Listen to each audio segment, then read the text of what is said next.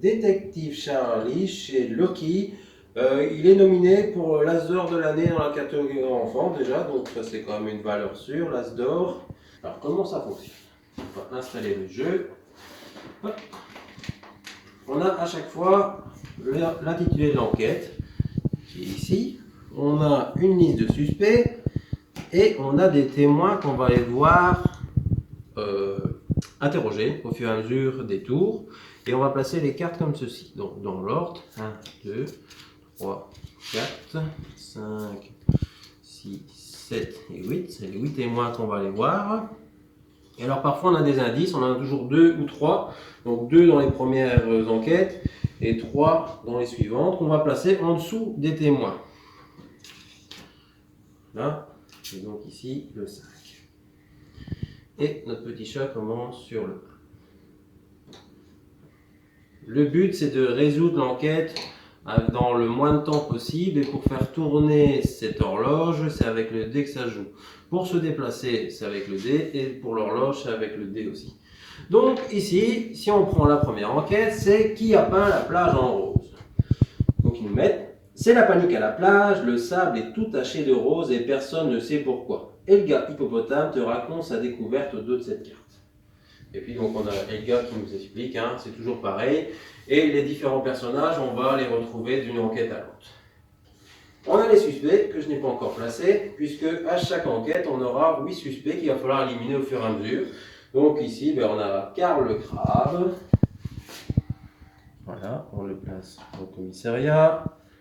Armand l'anaconda. Et à chaque fois, on a aussi donc le métier, la taille, l'empreinte, et selon les enquêtes, c'est des infos différentes. Je sais plus ce qu'il y a, mais il y a ce qu'ils aiment parfois et tout ça. Ici, voilà. Donc, Loane l'outre, Madeline la mule. Hop, on les place comme ça. Gaspard Djeko, Lana Lama, Pedro le perroquet et Karine Koala. Et donc, hop, tous sont placés ici dans le commissariat. Et c'est là qu'on va les retirer au fur et à mesure qu'on va les éliminer.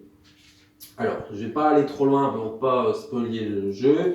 Donc, le principe, en fait, on a un dé avec un numéro 1, un numéro 2, une horloge et un point d'interrogation. Si on est sur le 1 ou sur le 2, on avance de 1 ou de 2. Le but étant d'aller voir, pour résoudre l'enquête, il faut réussir à aller voir les 8 témoins.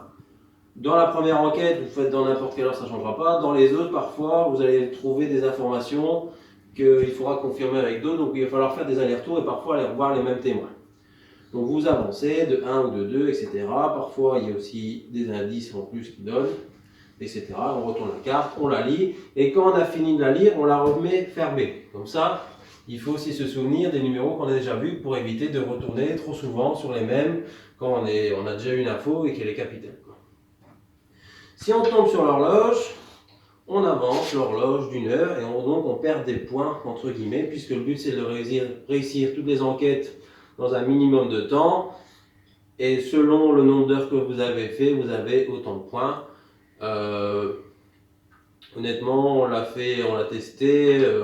Si apparemment, pas avoir beaucoup de chance d'être tombé très souvent sur l'horloge et de faire avancer le tour pour rien, vous allez faire des gros scores. Parce que les enquêtes, il faut un minimum réfléchir, mais elles ne sont pas non plus très très dures. C'est logique, c'est pour à partir de 8 ans, à 7 ans, 8 ans. Et les dernières phases de dés, hop là.